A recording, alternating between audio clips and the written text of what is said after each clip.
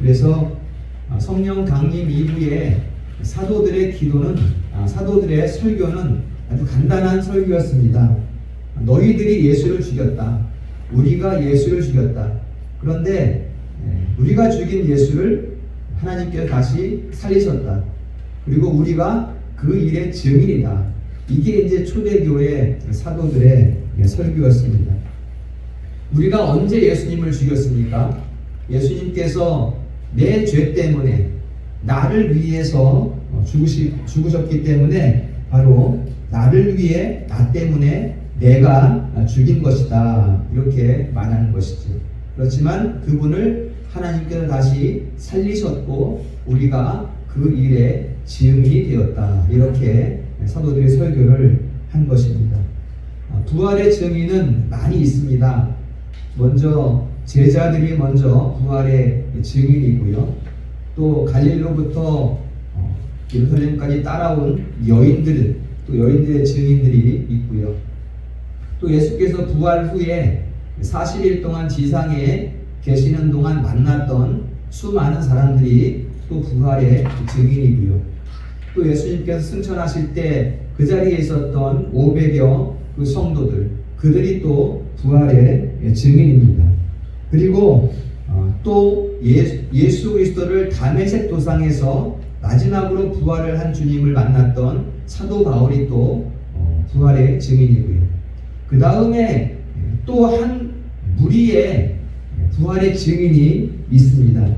그들이 누구일까요? 바로 지금 여기에 계신 바로 저와 우리 성도들이 부활의 증인이다. 이렇게 말씀드리겠습니다. 어찌하여 우리가 부활의 증인인가?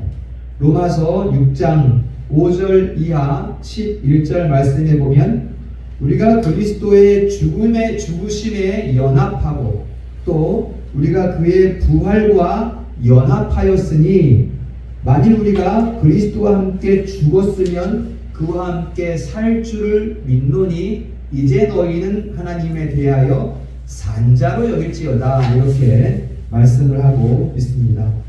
그리스도의 죽으심과 부활에 연합하여 우리가 새 생명을 얻었으니 우리가 부활의 증인이다 라고 말하는 것이죠. 또 하나 우리가 기억할 것은 우리가 그리스도와 연합하여 새 생명을 얻는 부활의 증인이지만 또 우리 삶에서 우리 생활에서 날마다 죽고 날마다 사는 부활의 증인이라는 것도 우리가 기억을 해야 합니다. 우리가 완전한 삶을 살아가지 못하기 때문에 우리는 매일매일 그리스도 안에서 죽고 그리스도와 함께 다시 사는 그러한 부활을 우리가 매일매일 경험하고 있다라는 것입니다. 그래서 그리스도 안에서 다시 살아나게 하시는, 다시 살리시는 생명력이 지금 우리의 삶에 흐르고 있다. 우리 안에 역사하고 있다. 이것을 우리가 기억을 해야 합니다. 그렇기 때문에 우리가 부활의 증인이 되는 것입니다. 오늘 우리가 부활주의를 맞이해서 다시 한번 예수님께서 어찌하여 그 길을 가셔야만 했는가? 어찌하여 고난과 죽으시고 부활하셔야 했는가? 이것을 우리가 다시 한번 생각해 보고요. 그 다음에 우리가 부활의 증인으로서 우리는 지금 어떠한 삶의 자리에 있는가? 이것도 우리가 다시 한번 되돌아보는 시간을 갖도록 하겠습니다. 자, 우리가 주님을 만나기 전에는 사망이 우리 안에 왕노릇하고 있었습니다. 어째서 사망이 우리 안에 왕노릇했을까요? 아담의 범죄의 값, 하나님 앞에 불순종한 그 값이 사망인데 우리가 그 사망의 값을 치를 수 없기 때문에 그 이후에 아담 이후에 출생하는 모든 인류는 그 사망 권세 아래 묶여있게 되었습니다. 오늘 21절에 보면 사망이 한 사람으로 말미암았으니 이렇게 이야기를 하고 있어요. 이 세상에 사망을 불러들인 그 사람은 하나님과의 언약을 깨뜨렸던 아담이었습니다. 만일 아담이 온전한 순종 가운데 있었다면 그 이후의 모든 인류는 하나님의 자녀의 복락을 온전히 누릴 수가 있었을 것이에요. 그러나 아담이 불순종함으로 말미암아 사망이 세상에 들어오게 됐다.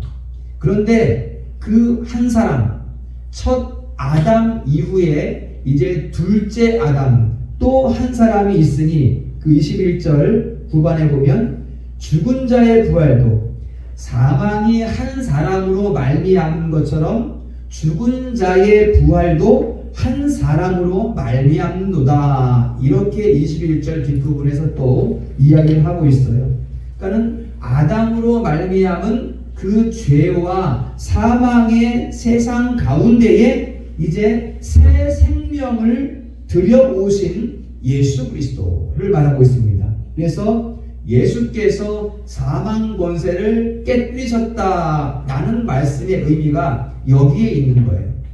첫 아담으로 말미암아 온 세상 가운데에 죄와 사망이 권세를 떨치고 있을 때에 둘째 아담이신 예수 그리스도께서 부활의 생명을 이 세상에 불어넣으심으로 말미암아 사망을 깨뜨리셨다라는 것입니다.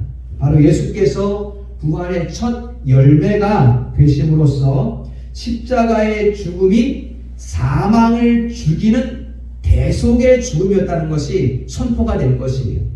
곧 우리의 죄를 대속함으로써 새 생명을 일으키는 그러한 능력이 되었다라는 것을 말씀하고 있습니다. 그리함으로 말미암아 그분 안에서 이제 모든 사람이 다시 사는 생명을 얻게 되었습니다. 자, 22절 보겠습니다. 아담 안에서 모든 사람이 죽은 것 같이 그리스도 안에서 모든 사람이 삶을 얻으리라. 이렇게 말씀하고 있어요. 모든 사람이 두 번 나옵니다. 앞에 모든 사람은 아까 말씀드린 그 아담의 범죄 안에서 범죄로 말미암아 원죄를 가지고 출생하게 되는 모든 인류, 그 모든 사람을 말하는 것이고요. 뒤에 모든 사람은 누구일까요? 창세 전에 그리스도 안에서 하나님의 작정 가운데 선택된 그 사람들을 말합니다. 그래서 모든 사람이라는 의미가 다릅니다.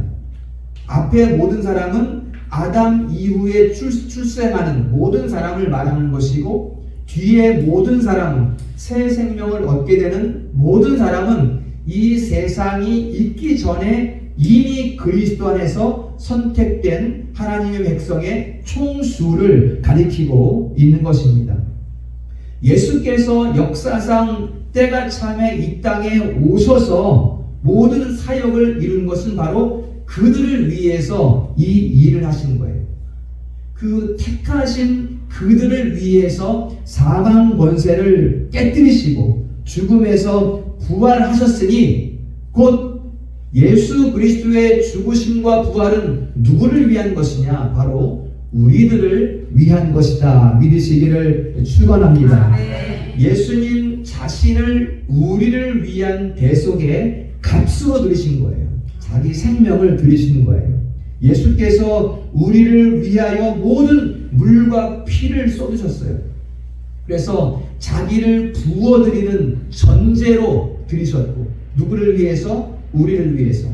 그리고 극심한 고통 가운데에서 자기를 빻는 것 같은 소재로 우리를 위해서 들이셨고, 그 다음에 십자가틀에 걸려 올려진 채 거제로 자신을 들이셨고, 우리를 위해서. 그 다음에 더할 수 없는 고통 가운데에서 몸을 떨면서 요제로 들여주셨고, 누구를 위해서? 우리를 위해서. 그 다음에 자기 자신을 완전히 불태우시는, 우리와 하나님과의 사이의 화목을 위해서 완전히 불태워드리시는 번제로서 화목 제물이 되신 예수 그리스도, 누구를 위해서? 바로 우리들을 위해서 그렇게 제물이 되셨다라는 것입니다. 여러분, 우리가 다시 사는 길은 이 길 외에는 없습니다. 새 생명을 얻는 길은 예수 그리스도께서 그 치르신 그 값이 우리 것 되는 것, 우리 것 삼아 주시는 것 외에는 다른 방법이 없다는 것입니다. 이것이 바로 십자가의 도요, 부활의 도가 되는 것입니다. 우리를 새 생명으로 열매 맺기 위해서 예수님께서 죽으시고 다시 사셨다라는 것입니다. 20절에 보면 죽은 자 가운데에서 다시 살아나사 잠자는 자들의 첫 열매가 되셨도다. 한번 다 같이 20절 읽어보겠습니다. 시작. 그러나 이제 그리스도께서 죽은 자 가운데서 다시 살아나사 잠자는 자들의 첫 열매가 되셨도다. 아멘. 첫 열매라는 것은 후속 열매를 전제하고 있는 그런 말이 됩니다. 바로 예수님의 죽으심과 부활을 믿는 자들이 예수님과 함께 죽고 예수님과 함께 부활하는 은혜를 얻게 된다는 것을 우리에게 말씀해 주는 구절이 아닐 수가 없습니다. 부활이 없다면 그리스도의 십자가는 그야말로 참 처참한 그러한 형틀에 불과할 것입니다. 부활이 없다면 우리가 전하는 것은 다 헛것이 될 것입니다. 부활이 없다면 우리는 세상에서 가장 불쌍한 사람이 될 것입니다. 사도 바울이 고린도 교회에 말하는 것처럼. 그러나 예수 그리스도께서 다시 사심으로 그 피 흘리신 그 피가 우리의 생명의 생수가 되고 예수께서 십자가에서 찢기신 그 살이 우리의 영원한 생명 양식이 되었습니다. 우리 성도들이 이 생명수 물과 영원한 그 생명의 떡을 날마다 먹고 날마다 마실 수 있기를 주님의 이름으로 축원합니다. 부활은 우리에게 새로운 창조입니다, 여러분. 부활에는 거듭남의 비밀이 숨겨져 있습니다.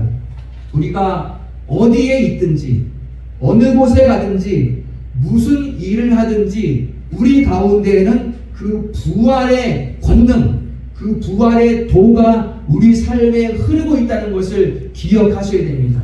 왜냐하면 앞에 말씀드린 것처럼 예수께서 누구를 위하여 그 일을 행하셨는가? 만세전에 선택된 그들을 위하여 자신을 온전히 제물되게 하셨으니 그들이 누구인가? 바로 여기에 앉은 우리 성도들, 예수 그리스도 안에서 새 생명을 얻은 그 모든 하나님의 백성들, 그 자녀들을 위한 것이기 때문에 그들 가운데에는 그들이 어느 곳에 있든지 그 생명의 권능의 그 생명의 부활의 도가 흐르고 있다. 그들의 삶에 이것을 우리가 기억을 해야겠습니다. 고린도전서 15장 42절에서 44절 말씀 다 같이 화면 보고 읽어보겠습니다. 시작. 썩을 것으로 심고 썩지 아니할 것으로 다시 살아나며 욕된 것을 심어 영광스러운 것으로 다시 살아나며 약한 것으로 심고 강한 것으로 다시 살아나며 육의 몸으로 심고 신령한 몸으로 다시 살아나니. 아멘. 이것이 지금 우리 삶에 흐르고 있는 부활의 권능이라는 거예요. 여기에서 우리가 더불어 한 가지 더 생각할 것은 앞에 서론에 잠깐 말씀드린 것처럼 보통 부활절이 되면 이 생명의 부활만 우리가 많이 이야기를 하지만 생활의 부활도 우리가 꼭 기억을 하셔야 돼요. 생활의 부활. 생명의 부활을 얻은 자들이 누리는 생활의 부활이 있다는 것입니다. 그래서 우리가 부활의 도를 말할 때는 십자가의 도를 말할 때는 항상 생명의 부활과 새 생명의 부활과 새 생활의 부활을 함께 다루어야 합니다. 성경에서 생명, 오늘도 삶을 얻으리라라는 이 생명에는 항상 생활, 우리 삶을 이루어가는 힘이라는 것이 같이 포함되어 있다는 것입니다. 그래서 부활의 권능은 우리를 살리는, 우리의 생명을 살리는 능력일 뿐만 아니라 우리를 거룩하게 삶으로 빚어가시는 그러한 능력도 된다라는 것을 우리가 두 가지를 항상 기억을 하셔야 됩니다. 에스겔 37장에 보면 마른 뼈들이 서로 상합되고 다시 살아나서 큰 군대를 이루는 환상을 에스겔이 보는 장면이 나타나고 있습니다. 골짜기 가운데 죽은 뼈들이 가득 있어요.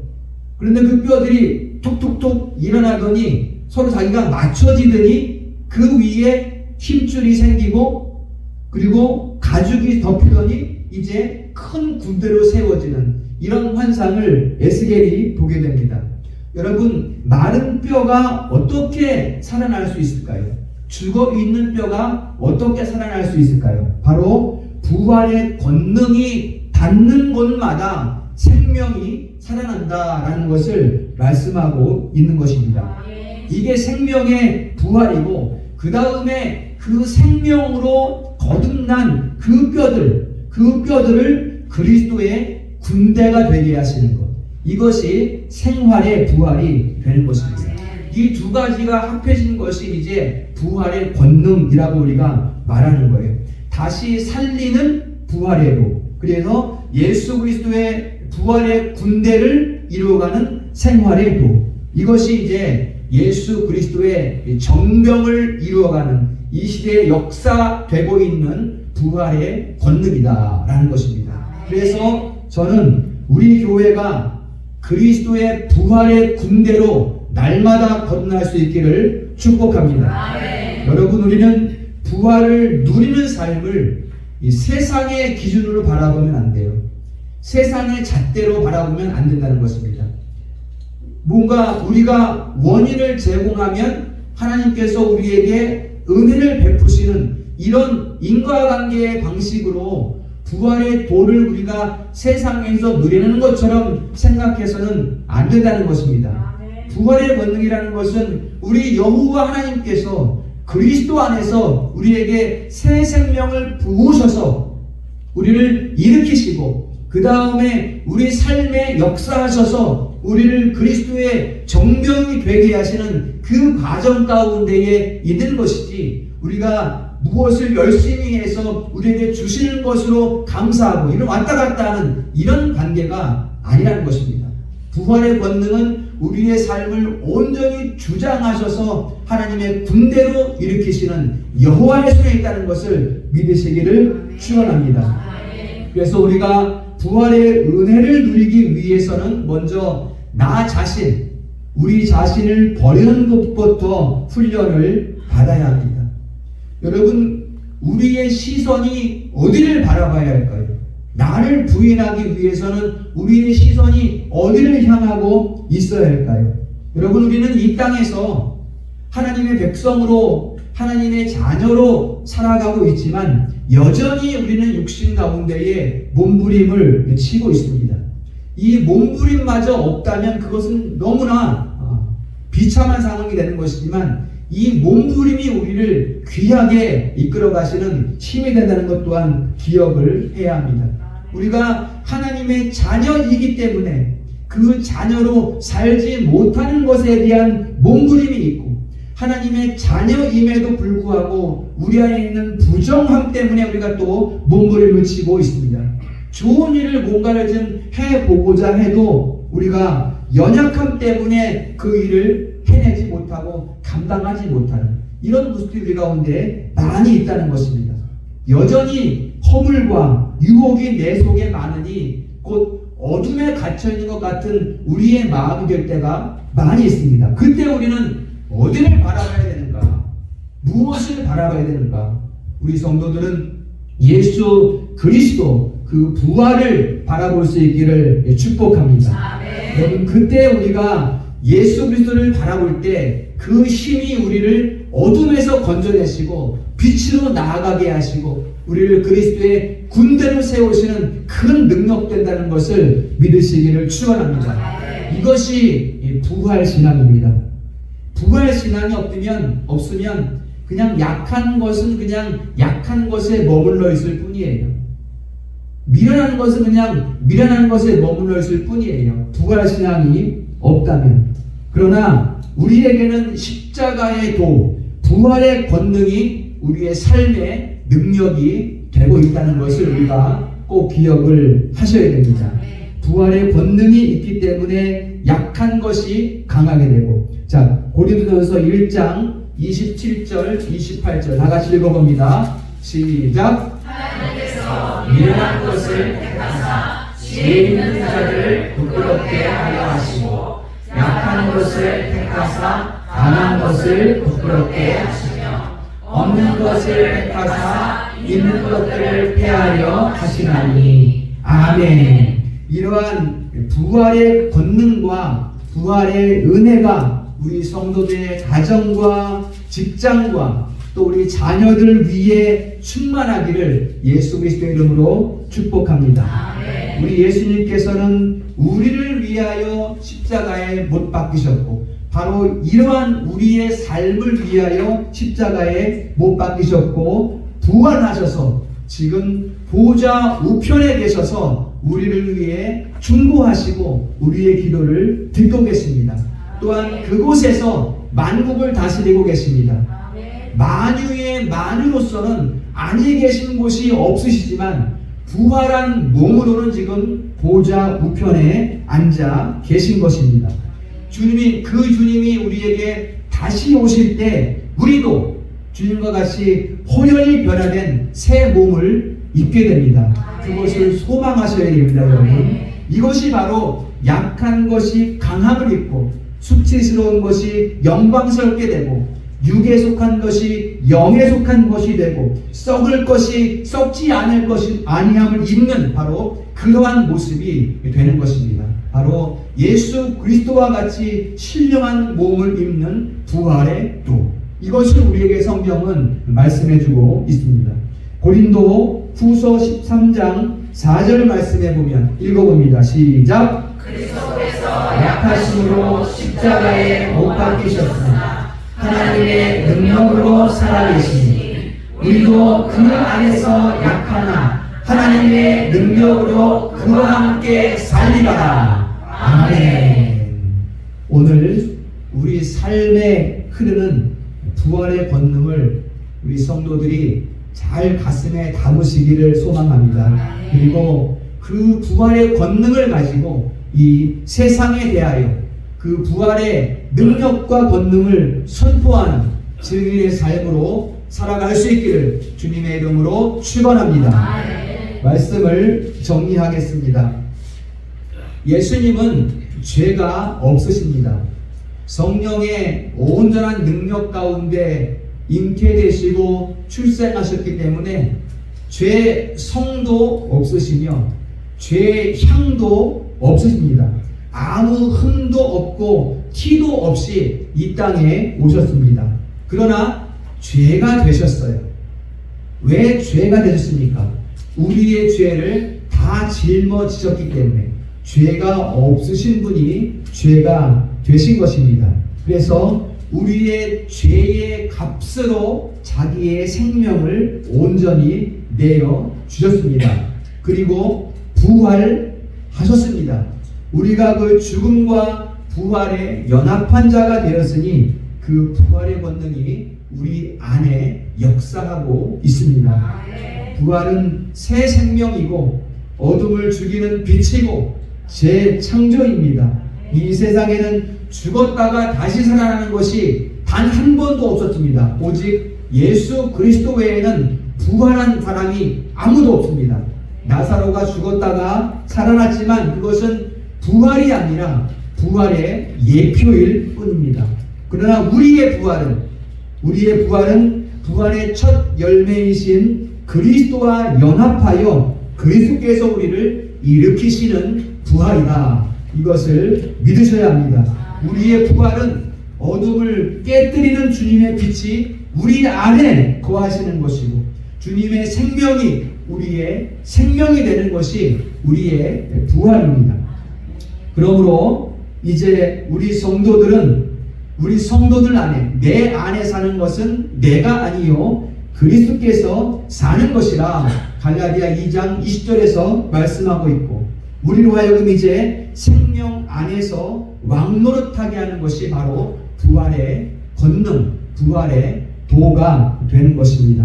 이러한 십자가 부활의 도를 온전히 누리는 우리 성도들 될 수 있기를 주님의 이름으로 축원합니다.